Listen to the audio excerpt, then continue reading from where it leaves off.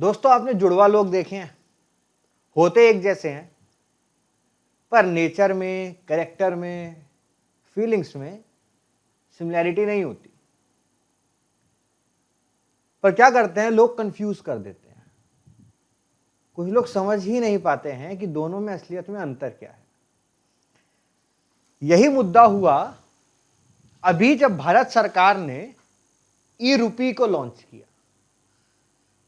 जब मैं अपनी अनअकैडमी की प्लस क्लास में ई रूपी के बारे में बता रहा था, जिस दिन ई रूपी लॉन्च हुआ, मैंने उसी दिन at the very same time, at the very same point, मैंने ये बता दिया था कि ई रूपी और ई रूपी के बीच में डिफरेंस है।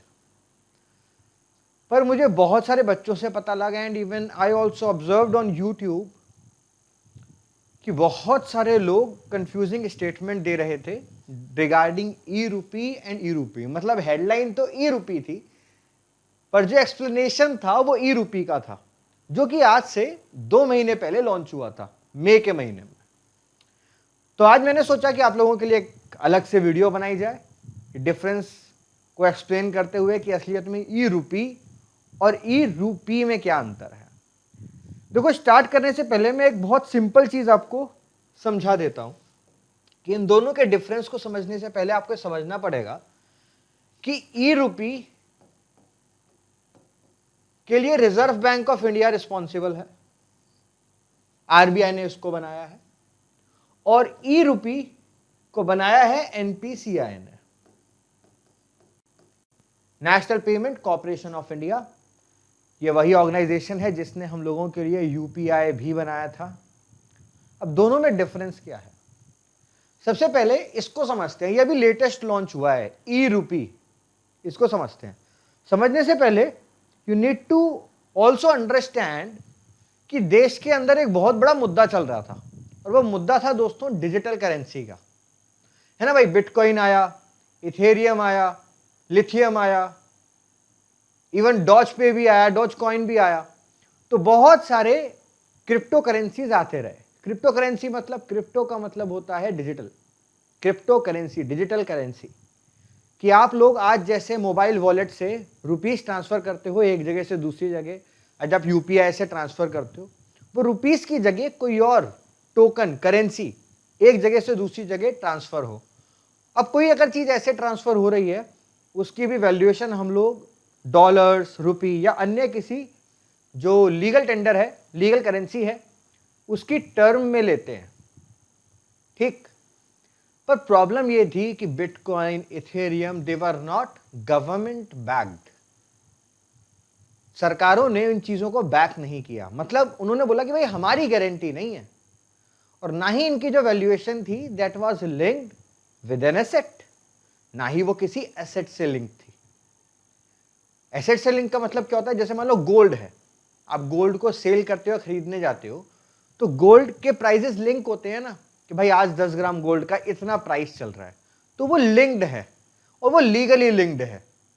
यहां पर कोई लीगैलिटी नहीं थी, क्योंकि दुनिया चल रही है भाई अब इंडस्ट्रियल रिवॉल्यूशन 4.0 की तरफ, सोसाइटी 5.0 की तरफ आगे बढ़ रही है। आप लोग सब डिजिटल एरा में वर्क करना चाह रहे हो, ऑनलाइन ट्रांजैक्शन बहुत ज्यादा बढ़ चुकी हैं, और क्रिप्टो करेंसी का जो क्रेज है वो भी भाई आसमान पर जा रहा है। इसीलिए भारत सरकार ने बोला भाई हम लोग इस ग्रीन क्रिप्टो करेंसी को तो भाई लीगलाइज नहीं कर सकते हैं, तो क्या करें, एक काम करते हैं, हम अपनी खुद की डिजिटल करेंसी लॉन्च करते हैं। अब जब खुद की डिजिटल करेंसी होगी तो खुद के द्वारा ऑपरेटेड होगी, खुद उसके ऊपर हम कंट्रोल रखेंगे, उनकी ट्रांजैक्शंस को भी एक वैल्यूएशन दी जा सकेगी, और वो ट्रांजैक्शन एंड में जिस व्यक्ति के पास है उसकी भी जानकारी होगी। और मान लो वहां पे कोई धोखेबाजी हो गई, जमतारा जैसा इश्यू हो गया, तो उसको भी हम लोग इजीली सॉल्व कर पाएंगे। इसीलिए भारत सरकार ने और रिजर्व बैंक ऑफ इंडिया ने रिसेंटली ई रूपी को लॉन्च किया। व्हाट इज ई रूपी? ई रूपी इज डिजिटल रूपी। ऐसा मैं आपको एक और चीज बताता हूं, इसको इस तरीके से भी लिखा जाता है, देखो, दिस इज ई रूपी, ठीक है। तो क्या है, ये एक डिजिटल वर्जन है हमारे ही रूपी का। It is a digital version of Indian rupee. इसको ई रूपी, या इसको हम लोग प्यार से सीबीडीसी कहते हैं। Central bank digital currency. Central bank कौन है? अपना भाई reserve bank of India. Reserve bank की डिजिटल करेंसी, रिजर्व बैंक द्वारा लॉन्च डिजिटल करेंसी। ठीक, ये सेंट्रली ओन्ड डिजिटल करेंसी है, ये प्राइवेटली ओन्ड क्रिप्टो करेंसी नहीं है। प्राइवेटली ओन्ड क्रिप्टो करेंसी मतलब जैसे बिटकॉइन, इथेरियम, डोज कॉइन, ये प्राइवेटली ओन्ड है। आप इनको ऑफलाइन भी ट्रांजैक्ट कर सकते हो। सर ऑफलाइन कैसे ट्रांजैक्ट करेंगे? दोस्तों बहुत सिंपल है। जैसे आपको याद होगा जब हम लोगों ने यूपीआई लॉन्च किया था, यूनिफाइड पेमेंट इंटरफेस, पहले वो ऑनलाइन था, उसके बाद सरकार ने इसको नॉन स्मार्टफोन के लिए ऑफलाइन लॉन्च कर दिया। तो आप सीधा #99 को कॉल करके वहां से नंबर निकाल के मस्त एकदम एक जगह से दूसरी जगह आप पैसे ट्रांसफर कर सकते हो with the help of UPI. Similarly ये भी आप ऑफलाइन ट्रांजैक्शन कर पाओगे। इसका मतलब है कि आप इनको सेंड और रिसीव कर पाओगे, that too without any internet. अब इससे एडवांटेज क्या होगी भाई? फाइनेंशियल सिस्टम में कोई भी डिसरप्शन नहीं होगा। फाइनेंशियल सिस्टम के अंदर किसी भी तरीके का डिसरप्शन नहीं होगा। क्यों भाई? ये जो प्राइवेटली ओन डिजिटल करेंसी थी, ये जब आई तो ये ब्लैक इकोनॉमी क्रिएट कर रही थी, क्योंकि सरकार द्वारा कंट्रोल थी नहीं। इसके साथ साथ ये रिस्क फ्री है भाई, गवर्नमेंट द्वारा कंट्रोल्ड है। आपको पता है भाई, जैसे नॉर्मल अपना रूपी है वैसा ही है। अब सरकार किस तरीके से करेगी अभी उसकी clarification although reserve bank of India को देनी है, बट ये रिस्क फ्री है।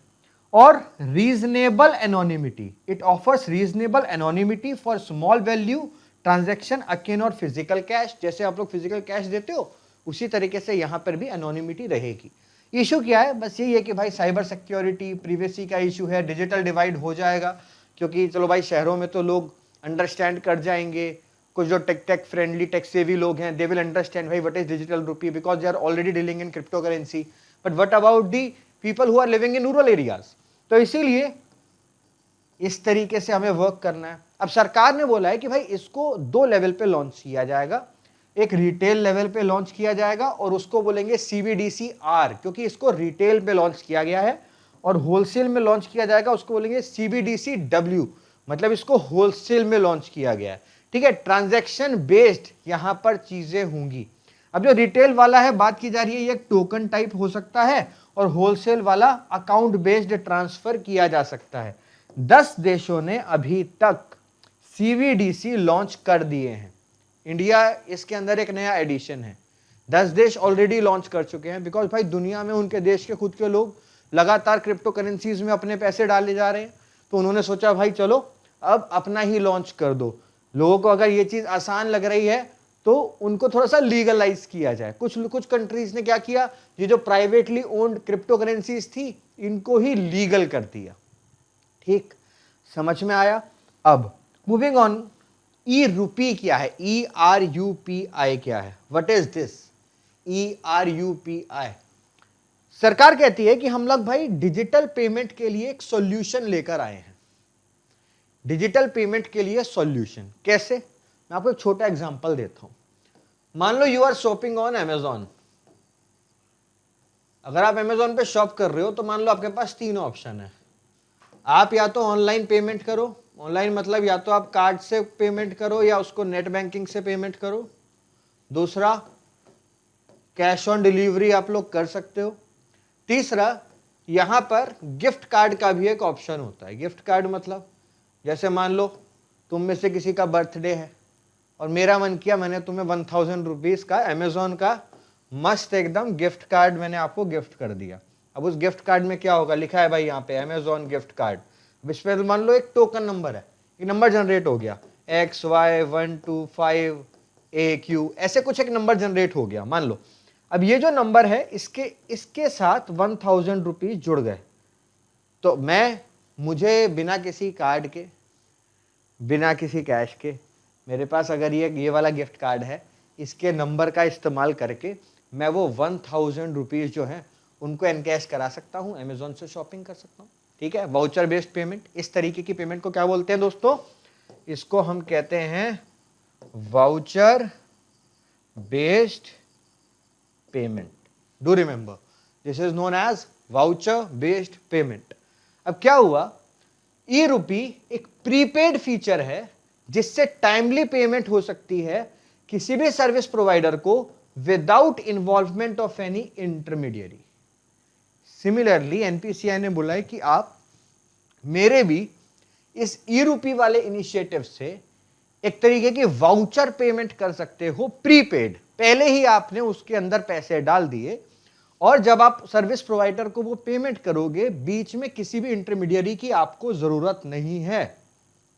बोला जा रहा है कि एक रिवोल्यूशनरी इनिशिएटिव होगा बिकॉज इसके अंदर लीक प्रूफ है। अब भाई इसके अंदर ना आपकी कार्ड की डिटेल्स जा रही है, ना कोई चीज हो रही है, ना कोई हैकिंग का चक्कर, तो इसी के लिए ई रूपी लॉन्च किया गया। ठीक, डिलीवरिंग सर्विस में इसका इस्तेमाल किया जा सकता है। तो फाइनली ये कैशलेस कॉन्टैक्टलेस इंस्ट्रूमेंट है डिजिटल पेमेंट का, बिकॉज देखो हो तो एक तरीके की डिजिटल पेमेंट रही है, बाय व्हाट, बाय एनपीसीआई। ठीक, ये क्या करते हैं, फिजिकल इंटरफेस के थ्रू ट्रांसफर करने में मदद करते हैं without involvement of any intermediary. It can also be used for delivering services meant for providing drugs, nutritional support under mother and child welfare schemes, TB eradication programme और बाकी सब जगहों पर भी जैसे लोगों को पैसे वगैरह ट्रांसफर करते हैं, तो क्या करो, उनको भी ऐसा ही भाई मस्त एकदम टोकन दे दो, काम हो जाए। तो आप लोग समझ गए, ठीक है। क्या समझे अभी तक हम लोग कि भाई जो ये वाला ई रूपी है, ई रूपी ये है सेंट्रल बैंक की डिजिटल करेंसी। ये ई रूपी एनपीसीआई द्वारा लॉन्च डिजिटल ट्रांजैक्शन को आसान बनाने के लिए, लीक प्रूफ बनाने के लिए एक voucher based transfer system launch किया गया है। बहुत बेसिक है इन दोनों का डिफरेंस, और इन दोनों का डिफरेंस अगर आपको आ गया तो समझो यूपीएससी प्रीलिम्स में अगर सवाल आएगा तो इन दोनों के इंटरचेंज की जा सकती हैं स्टेटमेंट, तो वहां पे आप लोग नंबर गेन कर सकते हैं। ठीक, उम्मीद करता हूँ अब आपको कोई दिक्कत नहीं होगी, आपको मजा आया होगा आज के छोटे से सेशन में। Do not forget to like and share. Thank you for joining, bye bye, take care.